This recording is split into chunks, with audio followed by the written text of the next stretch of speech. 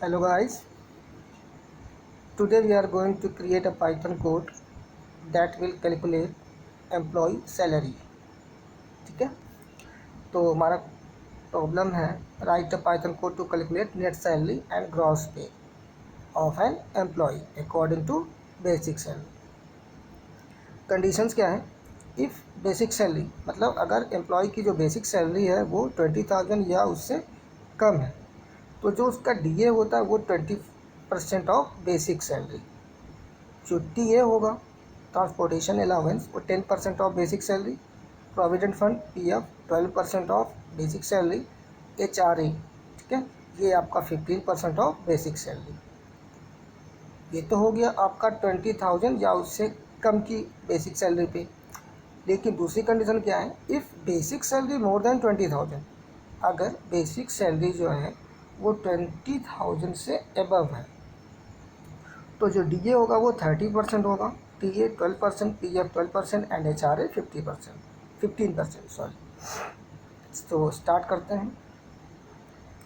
Simply हमने यहाँ पे दो इनपुट लिए हैं। पहले हमने एक नेम वेरिएबल लिया जहाँ पे हमने एम्प्लॉय का नेम इनपुट कराया है। ठीक है, ध्यान दीजिए हमने यहाँ पे str यूज़ किया है, मीन्स जहाँ से जो भी वैल्यू इनपुट होगी नेम वेरिएबल में वो स्ट्रिंग टाइप की आएगी। और स्ट्रिंग क्या होता है? A set of characters. Next variable हमने बेसिक सैलरी का लिया है बी सैल। ये हम फ्लोट टाइप की वैल्यू इनपुट कराएंगे, तो टीचर की सैलरी फ्लोट हो सकता है, फ्लोटिंग पॉइंट।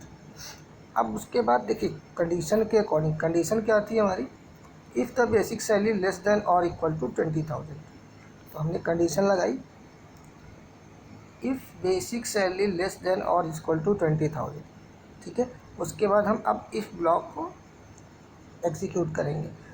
तो यहाँ पे कंडीशन क्या थी? DA 20%, TA 10%। ठीक है, तो देखिए यहाँ पे जो डीए है dearness allowance, DA basic salary into 20 divide by 100।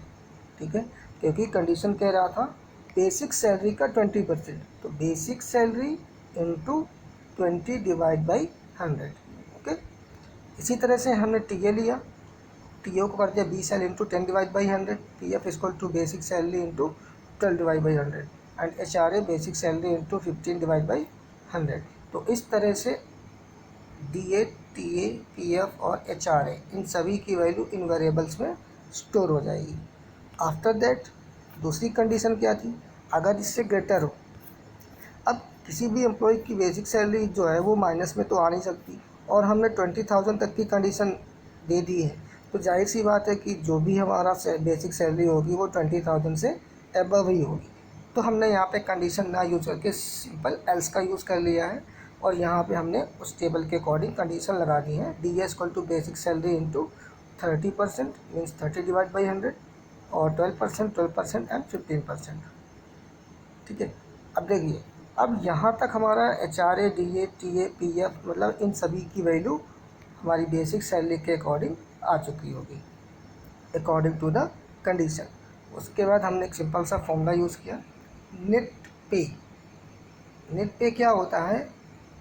Basic salary plus H R A, D A और टी ए, इन सब को मिला के जो हमारा जो मेन सैलरी बनती है वो होता है नेट पे। उसके बाद ग्रॉस पे निकालना है। ग्रॉस पे इक्वल टू नेट पे minus P F provident fund. Gross पे में क्या होता है? जो भी हमारा नेट पे होता है उसमें से पी एफ को डिडक्ट कर दिया जाता है, तो इसके थ्रू हमारा ग्रॉस पे निकल आएगा। अब देखिए यहाँ तक हमारी सारी वैल्यूज़ मिल चुकी हैं। अब हमने एक सिंपल प्रिंट स्टेटमेंट यूज़ किया है, प्रिंट अंडरस्कोर इंटू 50, मतलब ये अंडरस्कोर को 50 टाइम्स प्रिंट करेगा, जिससे हमको ये एक सिंगल लाइन की तरह दिखेगा। उसके बाद देखिए सिंपल सा हमने नेम प्रिंट किया है, बेसिक सैलरी दिखाई, एच आर ए दिखाया, डी ए दिखाया, टी ए दिखाया, पी एफ और नेट सैलरी एंड ग्रॉस, ये सारी की सारी चीज़ें हमने प्रिंट करा ली। अब इसका आउटपुट भी एग्जीक्यूट कर सकते हैं, जैसे enter the name of employee, आपने एक नेम इनपुट किया Aditya Kishore. Enter the basic salary, suppose you enter here 35,000। ठीक है, तो इसके अकॉर्डिंग अब देखिए कंडीशन पे चलते हैं। हमने क्या इनपुट किया? 35,000। तो यहाँ पे जो कंडीशन थी basic salary less than equal to 20,000, तो ये कंडीशन हो गई फॉल्स, मतलब इतना कोड ये एग्जीक्यूट नहीं करेगा। ठीक है, सीधे सीधे कहाँ आया, एल्स ब्लॉक में। एल्स में क्या करेगा ये 35, हमने क्या इनपुट किया था 35,000 का 30 डिवाइड बाई 100। ठीक है, कैलकुलेट कीजिए, डी ए की वैल्यू आ जाएगी आपकी 10,500। उसके बाद क्या था आपका टी ए, इसी तरह से आपका 35,000 इंटू 12 डिवाइड बाई 100, तो ये आपका टी ए मिल जाएगा। इसी तरह से सारी की सारी वैल्यू कैलकुलेट होंगी और यहाँ से आपके आउटपुट शो हो जाएंगे। क्लियर।